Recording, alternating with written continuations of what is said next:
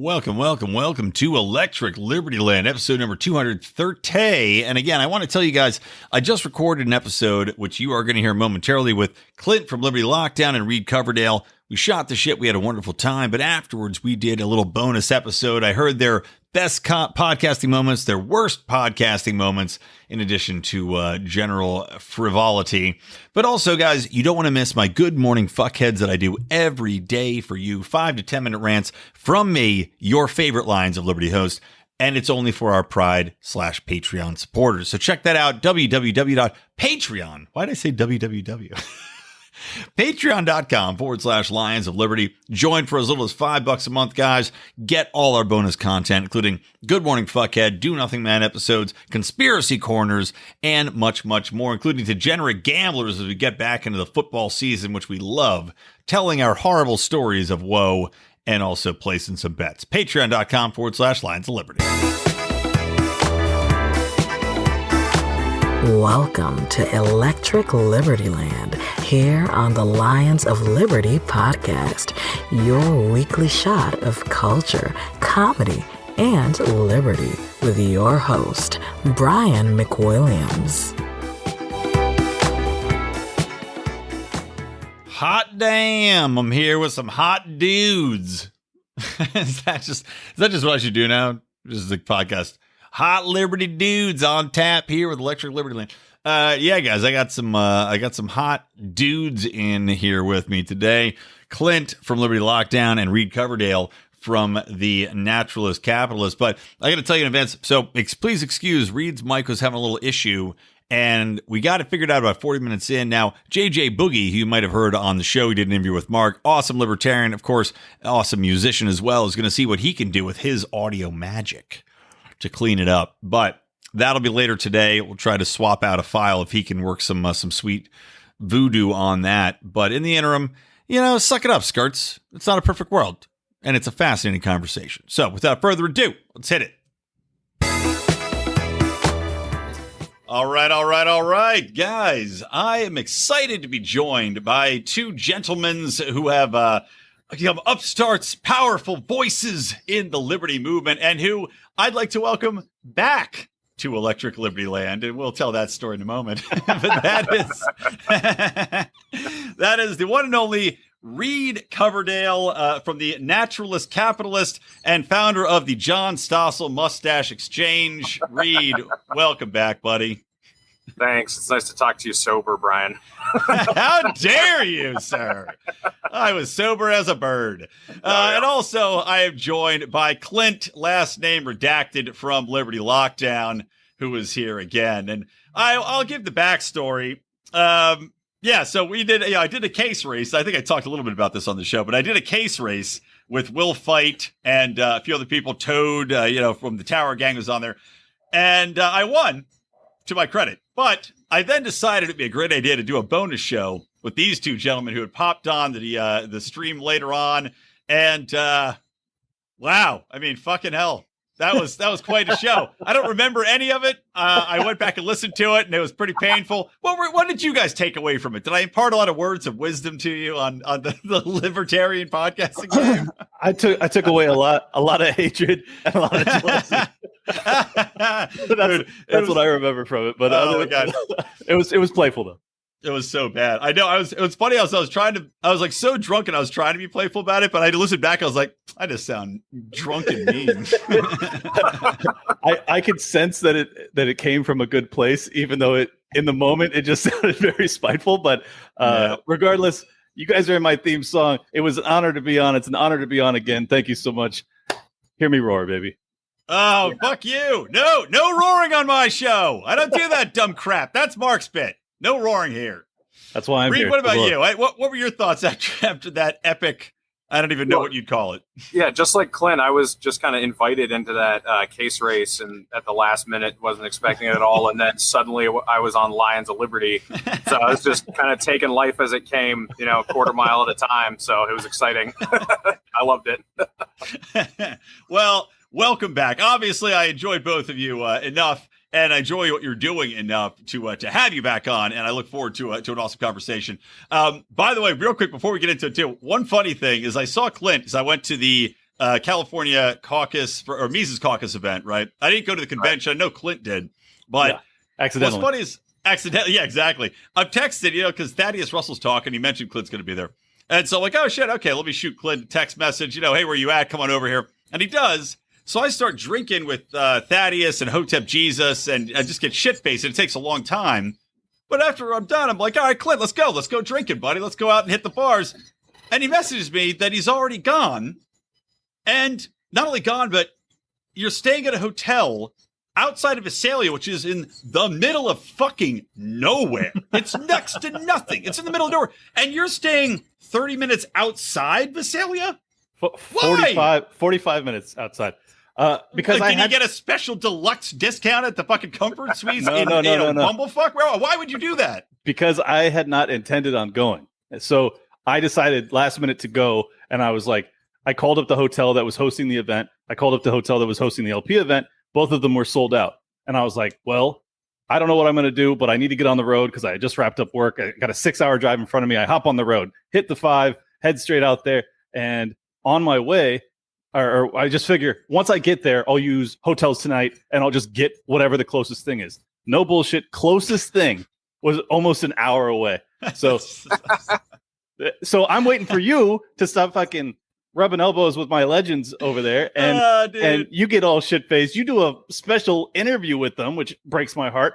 I'm not even invited. Devastating. And then 2.5 hours later, you hit me up going like, hey, you fucking loser, where you at? Let's go party. And I'm like, dude, I'm already back at my room, That is depressing. Well, man, I had a tiny couch you could have slept on. I was in the handicapped room. You could have just curled up like a dog in the dog bed. That would have been a better play, but I thought I wasn't sure I was going to hear from you, man. It was a couple hours that you were with I know. I don't blame you. It was ridiculous. So anyway, getting into it though. So, both of you guys have had a lot of success coming up. Your shows have really blown up. You're getting very well known. I want to hear a little bit about what do you think you're doing right? Because a lot of people within the movement now, and also I want to hear two-pronged question. What do you think you're doing right and different? And are you mostly getting people listening to your show that are already in the bubble, right? The Liberty bubble? Or do you think you're breaking through and reaching people, as we all are striving to do, outside of our Liberty world? And I'll hit up Reed first.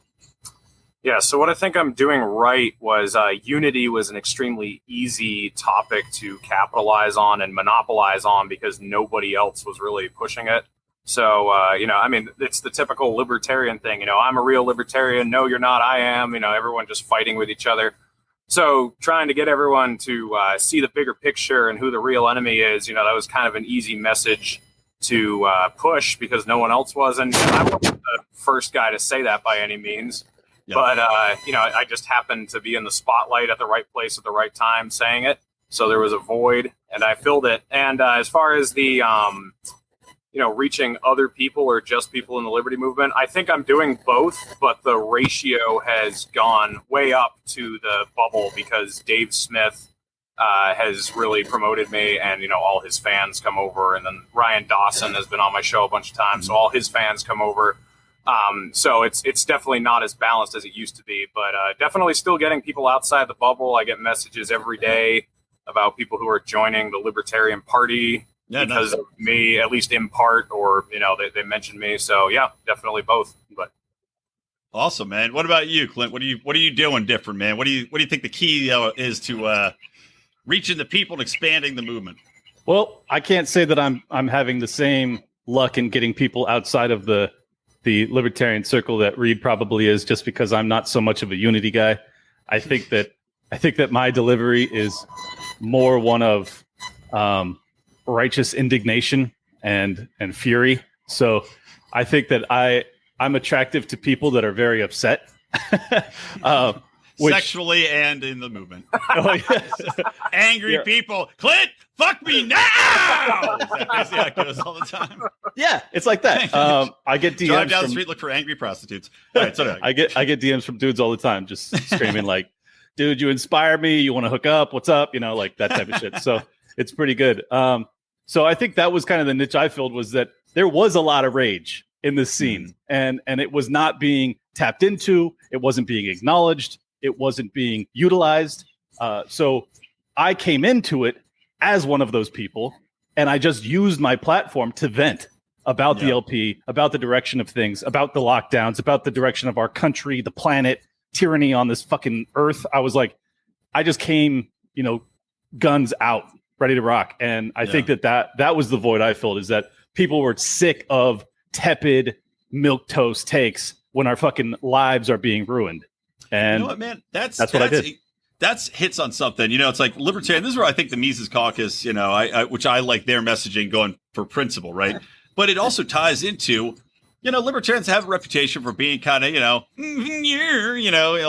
nerdy, not, even though we've got all these guns, right? We're supposed to be these, woodsmen. We can take care of ourselves. We're out here, trucking and chopping shit down and skinning bucks. But the reputation of libertarian is not this manly man that, the panties should be dropping over. It is the weenie. And I like that concept of, we need to be angry. And I mean, that's my problem with the libertarian platform from the national perspective, right? The National Party is it's very wheedling. It's very kowtowing. It's very, okay, which way to go? Which way is the wind blowing? Instead of just being like, hey, fuck you. This is the way we're going and we're pissed off about it. And like Clint just said, the shit we're dealing with is life and fucking death. Why are we not pissed off all the time? Yep. Yeah, I mean, that's actually, if you go on my show, most of the people I have on are pushing that message. And Clint and I were just in a Twitter spat today, not with each other, with someone who I won't name because I don't want to give him any publicity. But is it somebody I know? Is it somebody we all know very well? Oh, yeah, everybody knows him. The Voldemort of the movement now? Well, I don't know. There's a few people you could ascribe to that label. Yeah, true. But, they just do nothing but tear down people who are actually doing something. So a lot of people, when they hear the unity movement, they think milquetoast, like, oh, don't offend each other. It's like, no, it's not what that means. It means stop attacking your fellow libertarian who's actually doing something and go do something yourself. All these guys who devote all their time to digging dirt up on people from social media posts from 5 years ago. Yeah. When we're living under this tyranny, it's like, guys, let's be on the same team. Like, why don't you direct that anger toward the state or toward the media or, toward any of the bullshit that's going on? Don't aim it at your buddy, aim it at the enemy. So that's really what unity is all about. But well, and also it's like, it's like these people, they dig up this old dirt because they want to damage somebody they don't philosophically agree with 100%. But at the same time, anytime you dig up that dirt, what happens? Well, the people that really hate them, the people that are really in power, not just people arguing within the movement, but people on the left, people in the media, like for Dave Smith, let's say he's running for president, right? God bless him. He's got my support. Let's say somebody digs up all his old shitty tweets in a spat with him, some Prague caucus or a cathedral caucus, digs up his old shitty tweets and posts them. What do you think's going to happen with that news? How does that help us to tear him down and now give them all the ammunition they need in the mainstream media to go after him? And even more so, even easily, just hand on a platter to call him a racist and a bigot and all this other fucking bullshit. Yeah. Yeah. I think that's a perfect example would be, I wasn't crazy about the Joe Jorgensen campaign, but I wouldn't go out of my way to tear her down. It's absurd. Right. It's like, if she got the position to run, I'm still going to support her as a libertarian in the sense that, like, I hope that she does well. And she didn't represent me fully, not even close. But I still am not the type of person that's going to be like, well, this lady who's making no money to do this, who's sacrificing everything to go out on the campaign trail and try and get our message to more people, fuck her forever. What a crazy person I'd have to be to feel that way. But that's how the Loser Brigade feels about Dave Smith and about us for the most part. And I'm just done with it. And I reached out this morning trying to get him to come on because I was just like, and I've done it 10 times because I saw that little back and forth. Yeah, because I'm not afraid to have these people talk to me. Like, I don't think that our ideas will have any challenge whatsoever in dismissing these people if they want to go toe to toe. And I wouldn't have even gone on the attack. I would have just allowed him to talk. And I think that's enough. I think that's enough to defeat these people, is to just let them speak and then point out the flaws. And they don't want it. So I'm moving on. I'm totally down with Reed's unity thing. I'm not saying I'm not a unity guy. I'm just saying that wasn't really my focus. My focus was tapping into the rage in this movement that was not being utilized. And I'm happy to serve that role.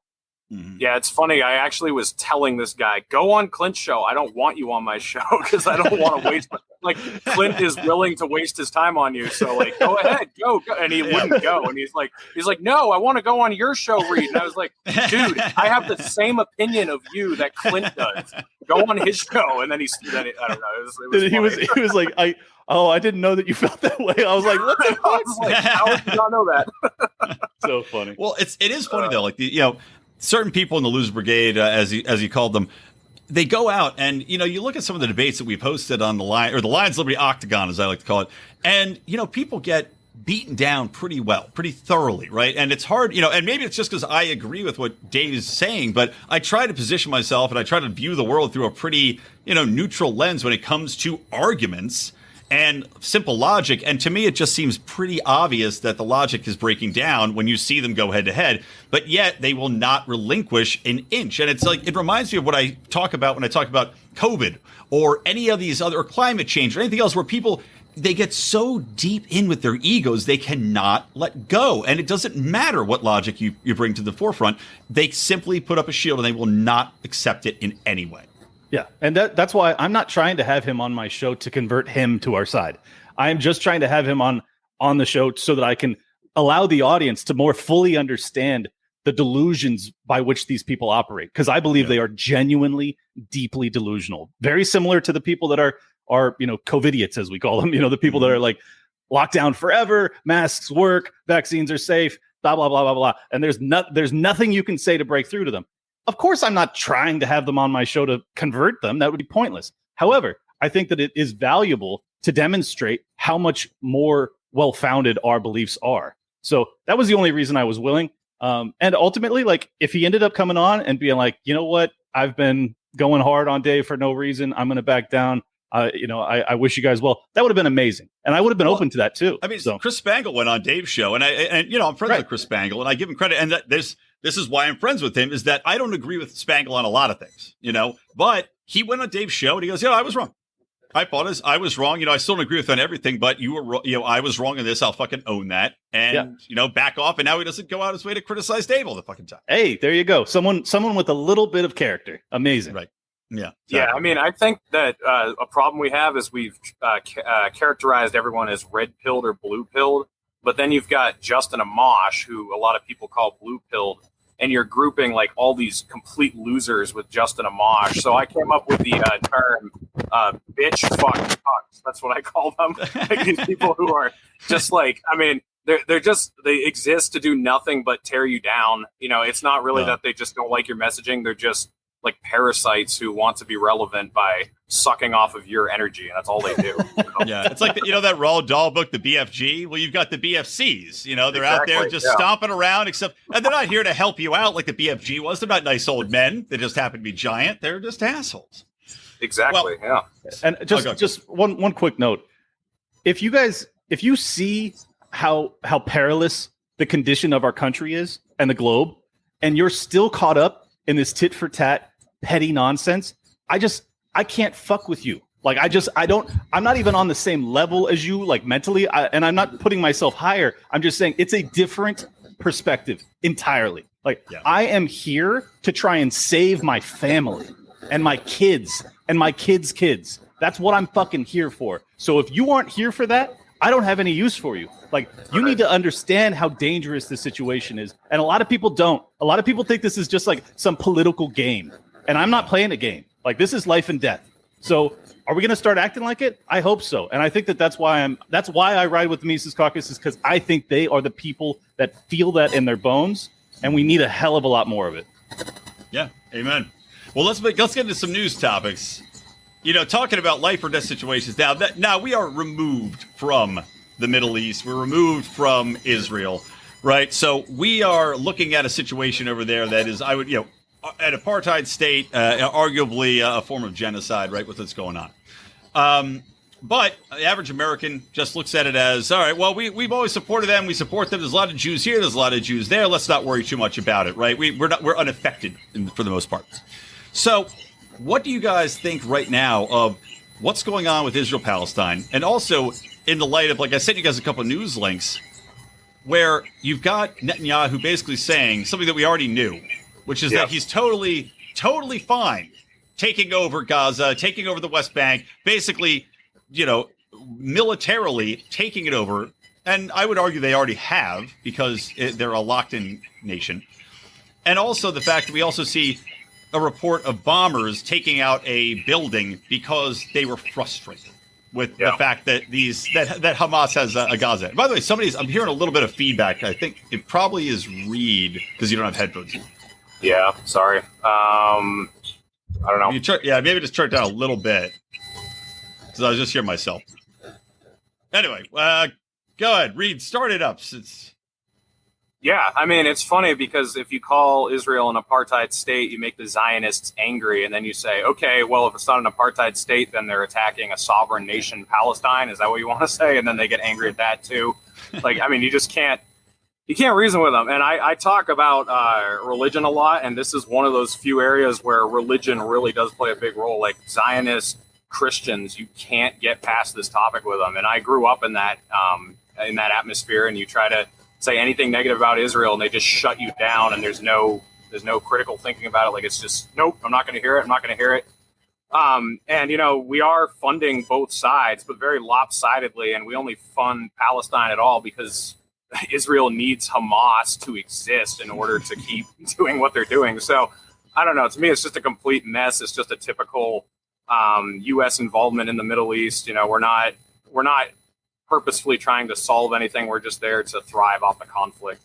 It kind of reminds me, that's an interesting point. I like it a lot. Because talking about how, the Israel does need Hamas. Otherwise, they're just, a universal evil that's just beating down poor people without. It's like us with Al-Qaeda. We need Al-Qaeda. Right, same exact thing. Or it reminds me kind of like The Boys. You ever watch The Boys on Amazon Prime? It's like a great superhero show that really. By the way, a very libertarian superhero show, I'd say, because it's exposing crony capitalism, government, the dangers of investing everything in the military and the government. But they invent super terrorists to fight the superheroes, because otherwise, if the superheroes can just take everybody out like that, what do we need them for? And to your point, the U.S., we need the same thing. Let's create some super terrorists. Let's go out there and arm Al-Qaeda. Anyway, Clint, what do you think about the situation down there, man? Are we gonna back Israel to the end of time? What do you think? Are they going in to conquer West Bank, and what do we do? Oh, I think we're going to back Israel to the end of time. I don't think there's any chance that we change course on that. That is, in my opinion, largely how our political system is ran. Is whoever promises the most support, even if it's not overtly, but if they just do it behind the scenes, like we will pay allegiance to your nation. Those are the people that get elected, and I think that track record proves out on the presidential level. Even with Trump was very, very pro-Israel as well. So. Honestly, this topic it's not my forte. I'm not going to pretend like it is. I've learned a lot from watching Ryan Dawson and him going on Reed's show. And I've learned a lot over the past 2 weeks, to be honest. So I'm going to be Ryan Dawson. It's anti-neocon. Yes. Right. Yep. Yeah. And so basically I'm just going to parrot a bunch of people. So I would rather not do that. So I'll just give you my only take that's, I guess, personal to me, is that I will always stand with the side that looks as if they're being trampled, and to me that appears pretty evident that it's the Palestinians. I mean, they're way outmatched, they're way outarmed, they're losing way more people, they're losing lots of children. I just think it's awful, and I would love if I didn't exist in a country that was funding it. I don't even care if they're funding both sides. If they're funding one side, I would rather us not be involved. And as it appears today, it looks like we are funding the destruction and the eventual takeover of that little slice of land. And if it leads to World War III, don't blame the libertarians. We wanted nothing to do with it. We gotta love that too. They're like, well, wait, no, we're funding both sides, everybody. That's all right. It makes us morally inculpable. But it's also one of those things. I wonder, as libertarians, obviously. And this is kind of funny because we see Black Lives Matter is now standing with Palestine, right? And great, go for it, because they would also argue that Israel is in fact the white supremacy or white supremacist of the region. And I don't know. I guess you can argue that if you want to. Kind of true. Yeah, it is. I mean, it really is kind of true. It's far truer there than I'd say it's truer here as far as a white supremacist society being in control of everything. But I wonder this: do you think?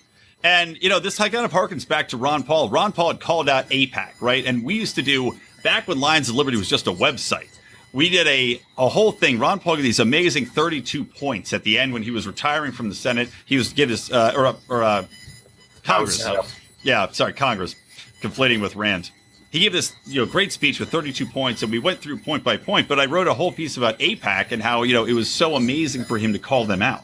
But the political power, the monetary power, and the PR power of being able to tear down somebody as an anti-Semite, which they wield like a cudgel, makes me wonder, can a political party take that political stance, like the Libertarian Party, if it grows some balls, right? Dave Smith, I'm sure, will take that stance. Is that a death sentence? Or do you think, having seen Black Lives Matter now jump on the pro-Palestine boat, do you think culturally we've gotten to the point where we can finally cut this shit off and stop feeding this monster from our teeth? I've actually seen some of the people who I grew up with who were extreme Zionists start questioning, okay, why are we still supporting this? I think it's finally starting to crack. And like you said, a lot of mainstream, not even just Black Lives Matter, but a lot of mainstream like talk show hosts are critical of the unwavering funding of Israel. So I don't know. Maybe people are finally starting to see through it, finally starting to get sick of it. The thing that's annoying is you'll have politicians like AOC or Bernie Sanders who vocally oppose supporting Israel, but then they vote to fund Israel. Right. And that makes me wonder if it's just controlled opposition, if it's just a psyop to make it appear as though there's an anti-Israel and a pro-Israel side in Congress. Because, who other than like Thomas Massey right now is really against AIPAC? Who really? In rhetoric, some of the Democrats speak out against it, but then they usually just vote to fund it anyway. So yeah. Clint, what about you? What are your thoughts, man? Personally, I just want to take the libertarian position on this and not worry about whether or not it's palatable.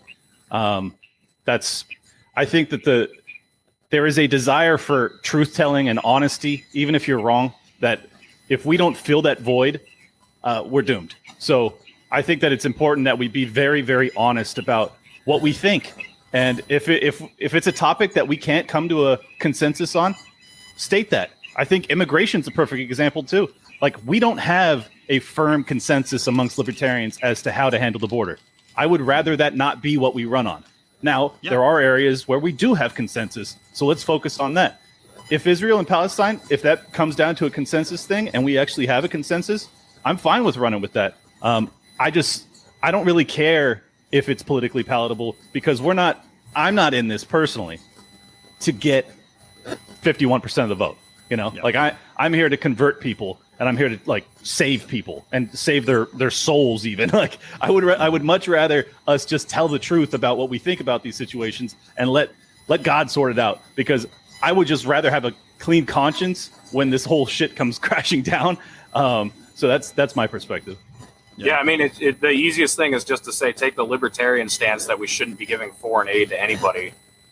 Amen. It should be easy to get libertarians on board with that. So yeah, you'd think that would be, especially in light of, well, not only how much money we spend at home, but just looking at the amount of, if you trust the left or you believe the left, the amount of people that need help, that are desperately in poverty, which isn't true, but you would think that the Tulsi Gabbard argument, right? And Tulsi, I obviously wasn't on board with a lot of what she said, but when she did run, she had made the point. She says, look, end these wars, spend that money on healthcare.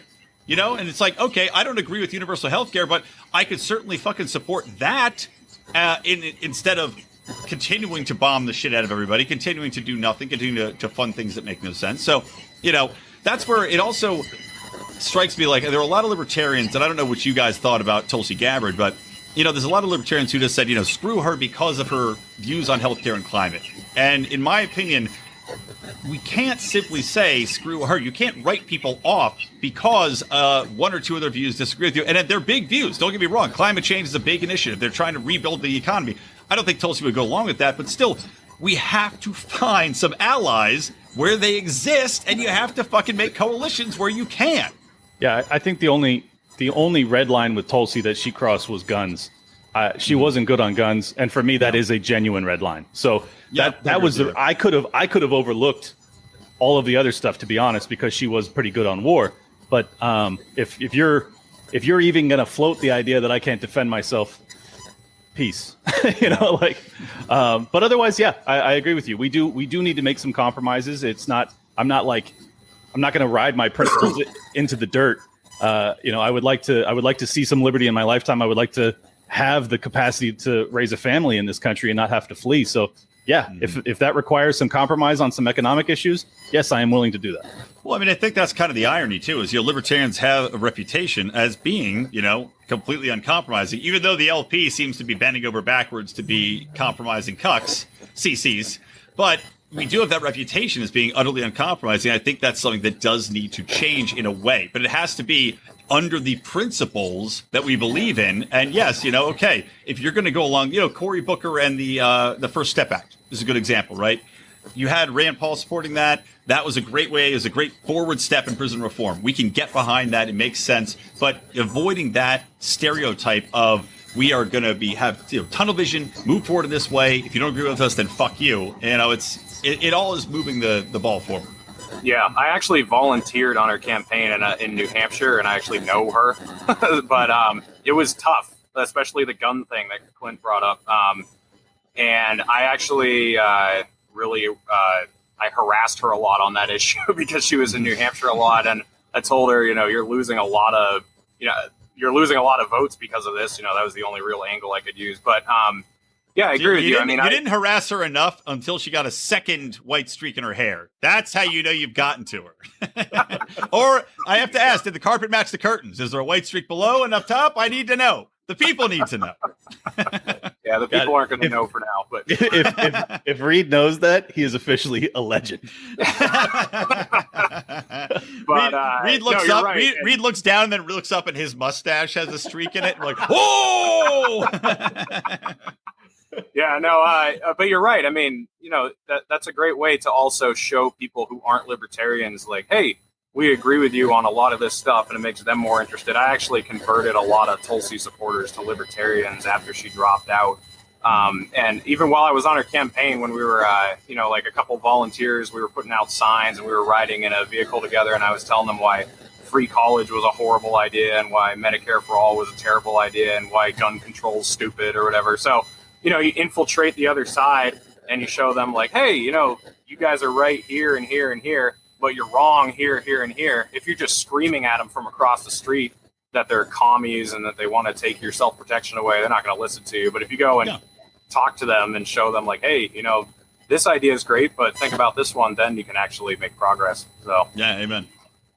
All right, now I'm going to take a time out. This is going to be extra funny because I've never done this before. Usually I just enter it in. But since we have a stream, we're doing more on YouTube. Time for commercial break. Commercial break, guys. As I plug Zippix, Zippix, toothpicks.com. You can use promo code ROAR, ROAR, and get 10% off your order. These things are awesome. I'm chewing one right now. Clint down there vaping. Get off the vapes, man. You can get on these Zippix toothpicks. Caffeine infused, baby. These things are delicious. They are cheaper than vaping, cheaper than cigarettes. Made in a lab, FDA registered, and I'm not gonna lie, they're a huge hit at parties. And also, I chew them when I'm drinking because they help with my hangovers. The B12 caffeine toothpicks, they are fantastic. So again, check those out. Use promo code ROAR at Zippix, Zippix, toothpicks.com. I was actually gonna ask you guys to kind of wave your hands back and forth and do a little dance during. I thought that'd be really fucking funny. Hey, I will quit vaping if Zippix sponsors me. Hit me up, Zippix.com, Zippix. Let's go. Yeah, actually, Clint, the owner, Marcus, had asked me for some recommendations. I'll recommend both you guys. It's a good deal. Good deal. But you got to tell them to use promo code ROAR. That's the only catch. All right, so getting back into it. So moving off of Israel Gaza, as it still sounds like somebody's raping a fax machine, which we'll clean that up in post. Somebody somewhere is getting a dick pic of Reed's penis faxed through to them, and they're like, I didn't even know this fax machine still worked, and it's just coming out on a dot matrix. So, I wanted to get into this we're talking about a little bit about vaccines earlier and COVID, and I don't want to spend too much time on COVID because it's overwhelming and we've been talking about it nonstop. But what do you guys think about the Merriam-Webster dictionary editing the definition of anti-vaxxer to now include the opponents of mandatory jabs, right? This is what it now says. This is the official definition. A person who opposes vaccination or laws that mandate vaccination. Yeah, I think it's actually unnecessary to change the definition because you don't even have to do that anymore. I mean, you can have the dictionary define something completely black and white, but in today's society, words, definitions, standards don't mean anything anymore. You can't even have a conversation anymore. My dad used to teach philosophy, and he stopped like 5 years ago because it was pointless. Because you could show someone that the conclusion wasn't consistent, and they just didn't care. And people say, "Well, to me, this word means this." Mm-hmm. Okay, cool. Like, your truth. It's your truth. Yeah, exactly. So I don't know. I think they don't even need to go that far, but they did. So.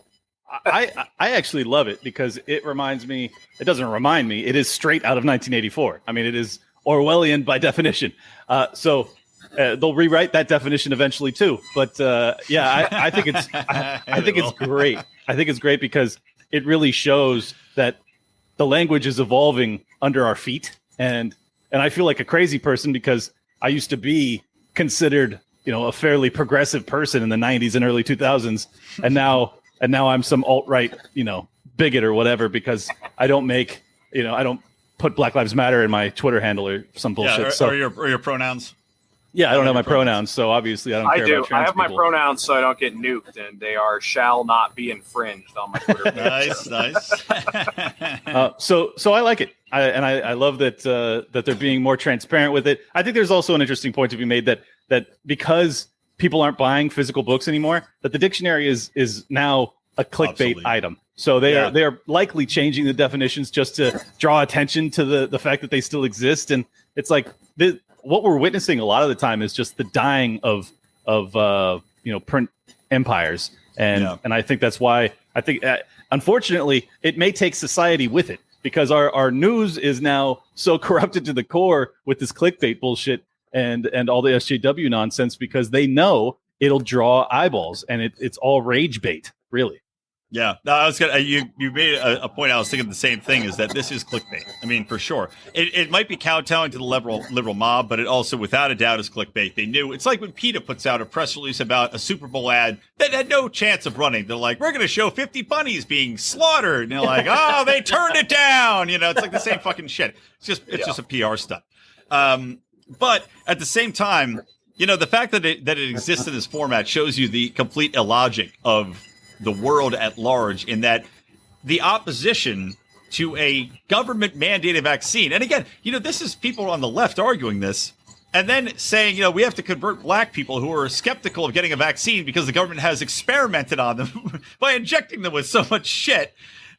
These people are blindly accepting, and how dare you oppose a government mandated vaccine? And the thing that shocked me about this, though, is that at no point was it suggested that I'm aware of. I'm sure it was bandied about in the Biden White House, but it wasn't suggested that this be a mandatory vaccine. The passports were suggested as a mandatory thing.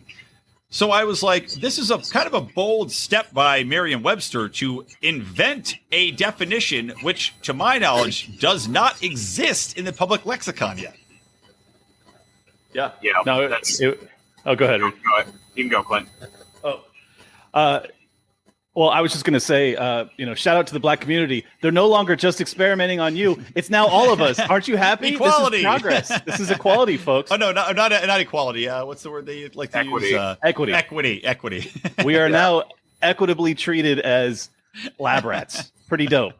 I mean, again, it just doesn't bother me because it's like, call me an anti-vaxxer. I don't care. Call me a racist. I don't care. I'm none of those things. I don't care if you call me that because this is not like the Overton window of acceptable opinion. Like, I am going to break through that motherfucker and I'm going to tell you what I think no matter what. Mm-hmm. So like, call me whatever you want, man. It's just, it's a losing battle. And I actually got into it with Nick Sarwalk today about this. He tweeted out the most fucking insane thing I've ever read when he was like, if you can't get your message to be received how you intend it, is like, would that be a good thing? Basically, like, would you still use the media? And I'm like, the media is never going to allow our message to be received positively. You idiot! Like, where have you been?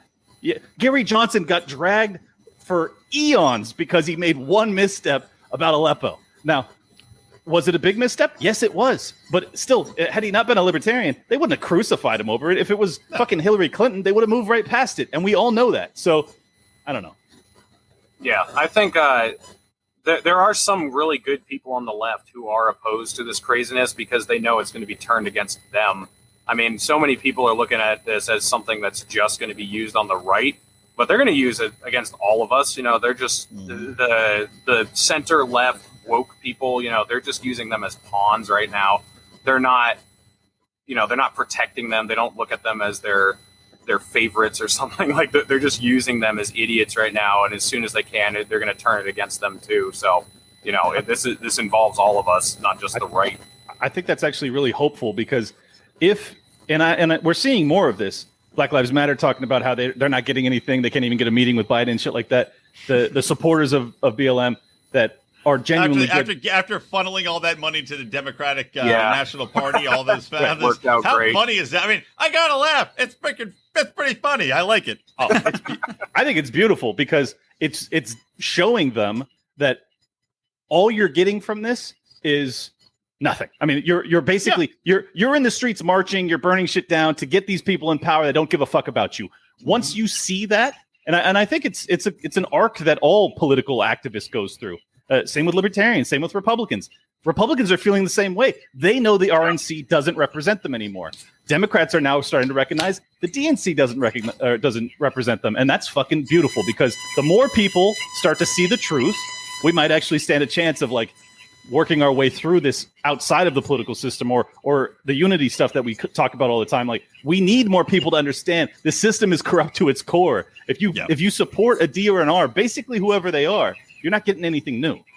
Yeah, and it's more mainstream than it used to be. When Biden bombed Syria a couple months ago, I saw so many Democrats, and I don't even mean just hard left-wingers, I mean just regular Democrats who were like, why did Biden bomb Syria? Because they don't know anything about Biden. They tend to think like, oh, Democrats maybe against war. He came out of the blue, this whirlwind of a 90-year-old doddering fool. Yeah. Where did he come from?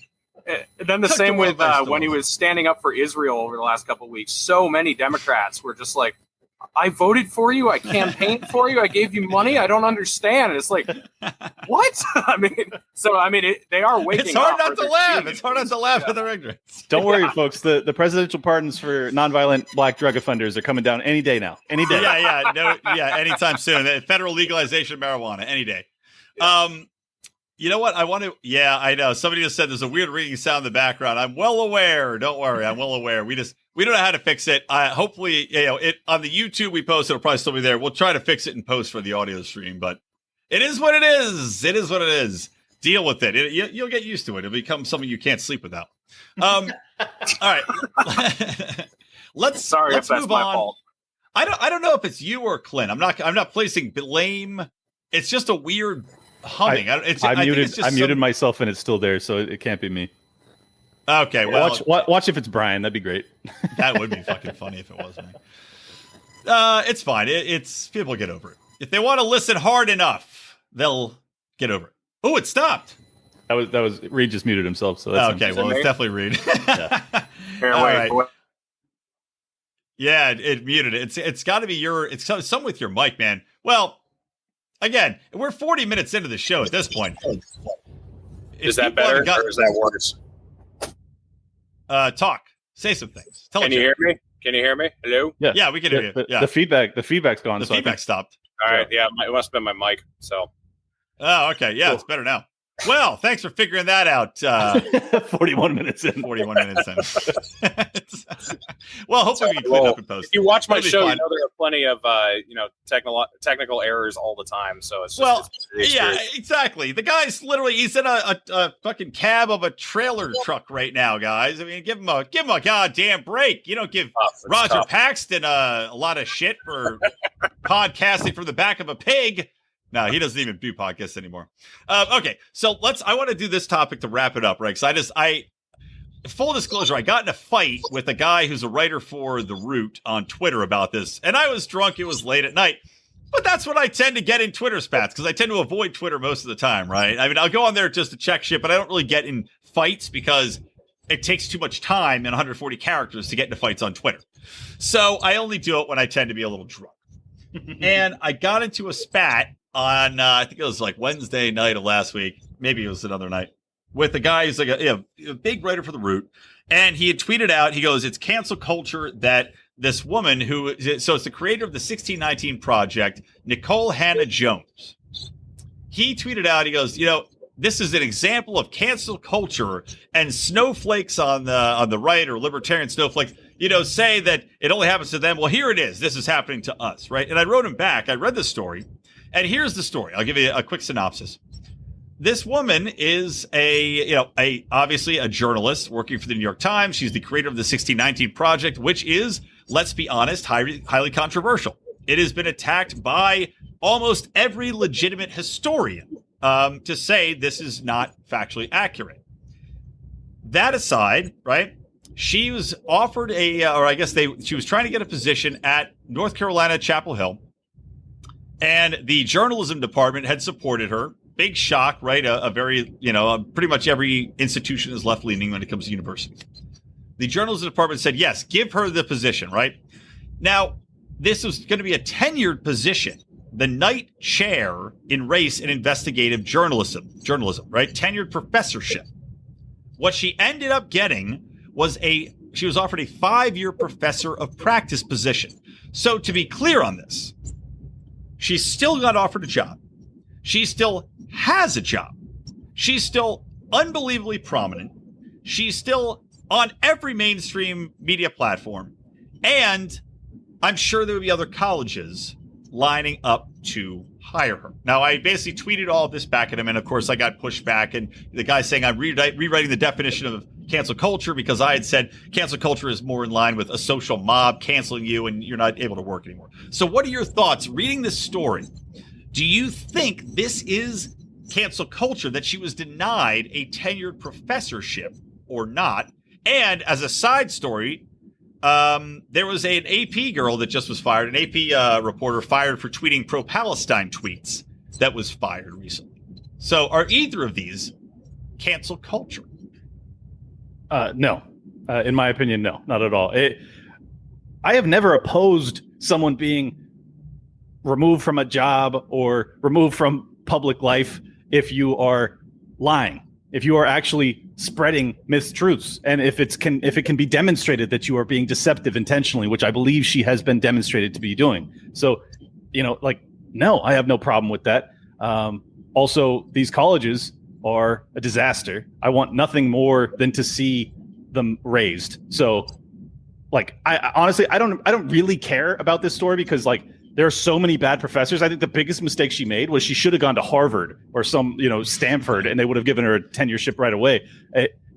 It's just, there should be pushback. I mean, we should be pushing back against the indoctrination of our children. You should. I mean, ultimately, we shouldn't even have to cancel these types of situations because we should have stopped sending our kids to these fucking universities a long time ago, and this would have all been solved. But as long as people are going to continue to do that, I would certainly, if I was a parent of a kid that was stupid enough to send my kid to one of these colleges, I would absolutely be coming out and saying, no, this lady is not allowed to teach my kid. She's a disaster. She's sowing hatred in our country for no fucking reason. We already are at each other's throats. Do we need more of this? Is this progress in any sense of the word other than the rewritten Orwellian version? I don't know. I mean, and there's something to say to dispel the myth, obviously, whatever we've been taught about the founding of the United States and taught in the school is still it's a creation myth, right? Yes. It's a religion. It's the religion of statism. However, there are obviously historical facts. So, Reed, what is your take on this? Yeah, so I had Tom Woods on my show. We were talking about what is cancel culture, and is it bad? And I was making the argument that cancel culture in and of itself isn't necessarily a bad thing. It depends on what your targets are and how legitimate those targets are. So like we were engaging in cancel culture a couple months ago when the vaccine passport idea was floated. We were saying we're going to boycott any store that wants to use this. We're going to try to get them put out of business. Like we're going to do everything we can to oppose it. And if you lived in the Jim Crow South and you boycotted a place that, wasn't allowing Black people to eat or drink, like I don't think there's anything wrong with that. So I don't necessarily think that a lot of people protesting something and making it, unattractive to the public eye is a bad thing. I think what has happened is we've become delusional about what actual problems are, and people are doing this over free discourse of ideas, of exchange of ideas. They're coming up with problems that really don't exist, and they're turning them into life and death, and that's where the harm is. I don't think it's necessarily that you have a lot of people opposed to something that's happening. It's that you have taken something so small and blown it up to a ridiculous size.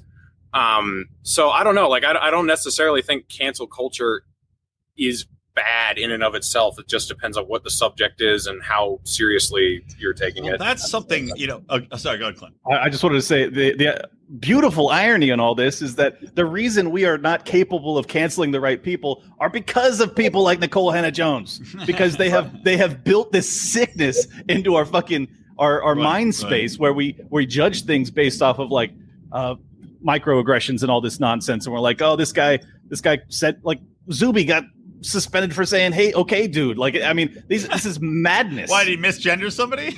Yeah, because it was a trans person. I knew it. and he didn't even know. So this is what I'm saying. I mean, if anyone deserves to be canceled inappropriately, which I don't think this is, it's her. So fuck her. Well, and it's also something, right? To me, it's almost like, when you go into warfare, you define your terms, right? What are the terms of battle? What are we deciding the rules of this warfare are? Cancel culture. And this is the point I made to this guy, Joe. I was like, look, you're expanding the rules of cancel culture warfare to encompass everything. You can't say this is a woman, just because you got denied tenure from a board doesn't mean you're canceled, because you're still very prominent. To me, cancel culture really is more of, because to Reed's point, cancel culture is going on. Boycotts are cancel culture. Public opinion and saying we don't want to hear from you anymore is cancel culture in a way. But to me, the cancel culture is really coming into play where it's non-prominent figures being basically barred from any job, discourse, public opinion. You're persona non grata. You are sent off like Mad Max on the fucking donkey with a piñata head, strapped to you. That's cancel culture to me. This woman is still very prominent, right? She's employed, she's prominent, she's out there in the public square. And also, one has to ask the question. You're going for a very prominent public position at a university, a tenured professorship, and a tenured position comes with a lot of fucking attachments to it. That's a heavy commitment. You put out a story which is very divisive, which is challenged in the public sphere. It's not like you were riding under the fucking radar here for years. You are an unbelievably prominent person who put an unbelievably divisive piece of literature, which is now being taught in schools. Like, I'm sorry, but people are allowed to not give you fucking tenure over it if they don't feel it's appropriate.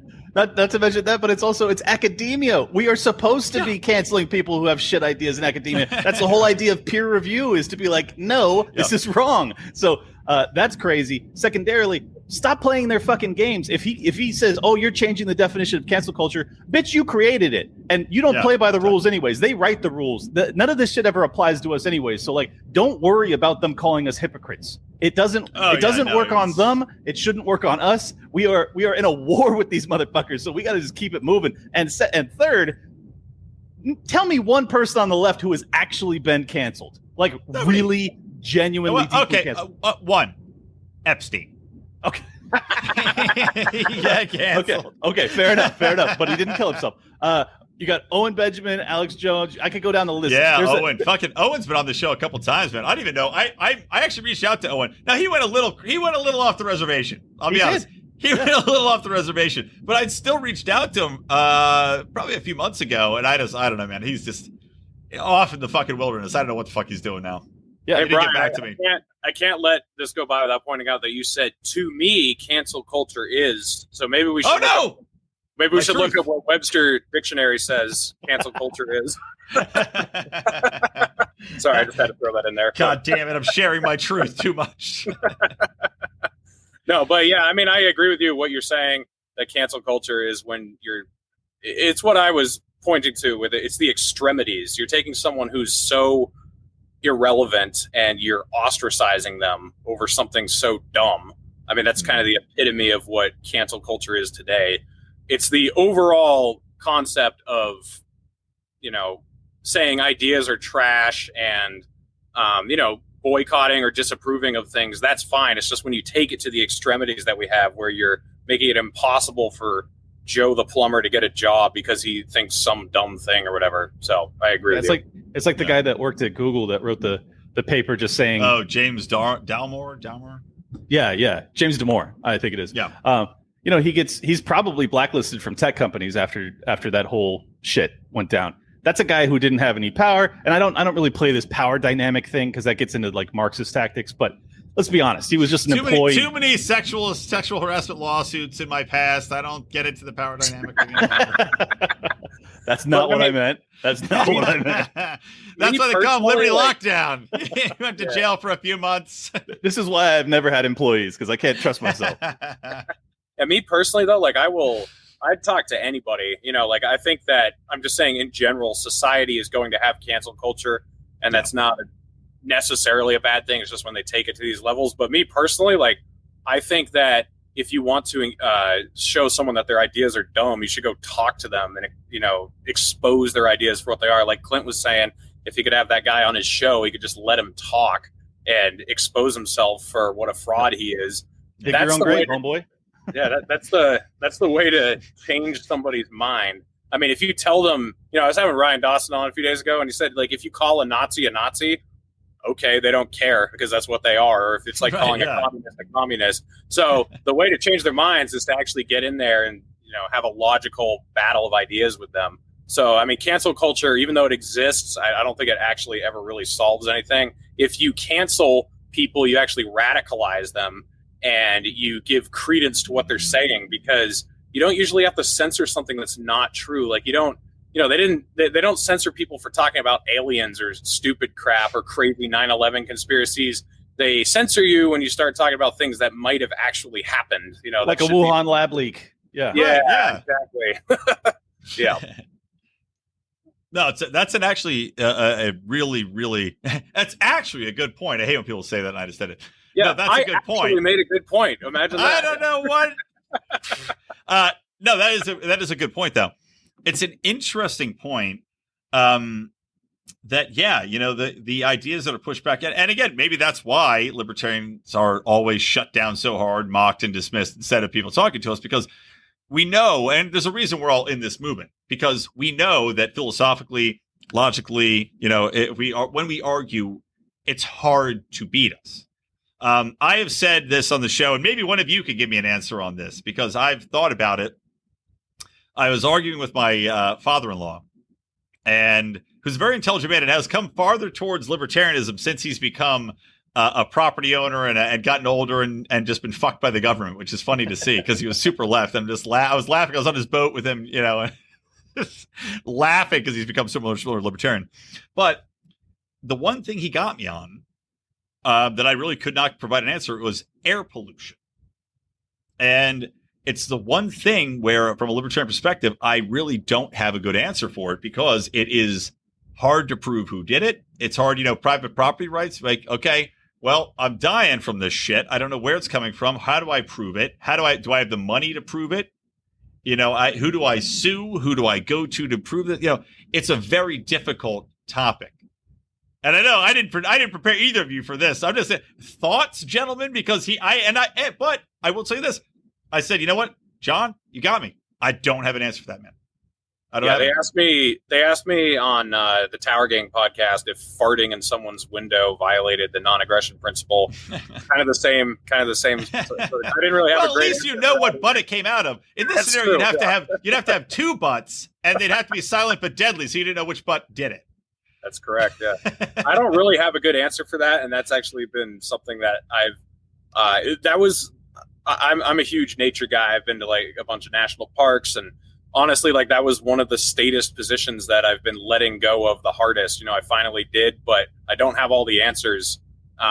So I'm in the same boat as you. So hopefully Clint can help us out. No pressure, Clint. Yeah, it's all on my shoulders here. I need Asarchus to like call me up and give me the answer because I know he's got it.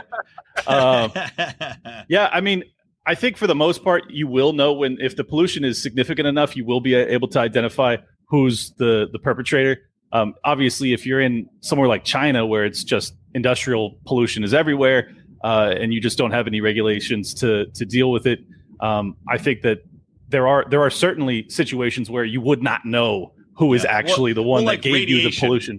Right, radiation would be a good example. Right, radiation, you can't see it.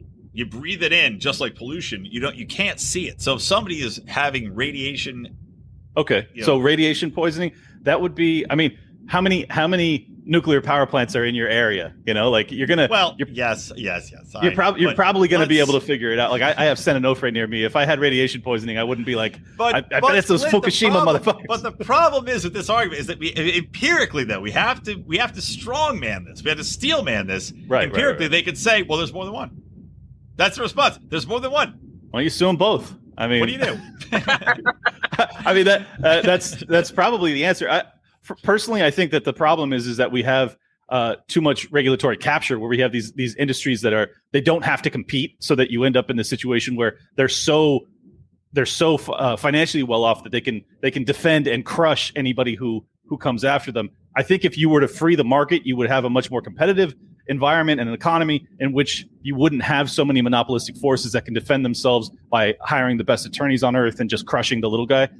So I think a lot of this is it's very common that when we get into these niche arguments and we struggle to have a solid answer, I always try and go back to the root of the issue. Like why are we in this position to begin with? Is it really that we have these companies that are just polluting willy-nilly and that they don't care about the economy or that they don't care about the environment? I mean, in this society today where people are so fucking crazy about green tech and all this stuff, I find it hard to believe that we wouldn't have natural, like organic movements that push these companies to be better actors. Right. But our system is so sick as it is. It's like, how do we get from here to there? Well, and there are. I mean, organic. I was listening to Michael Schellenberger, who was an environmentalist who now has written, a great book. He's great. I'm blank on the name, but yeah, you listened to it or read it.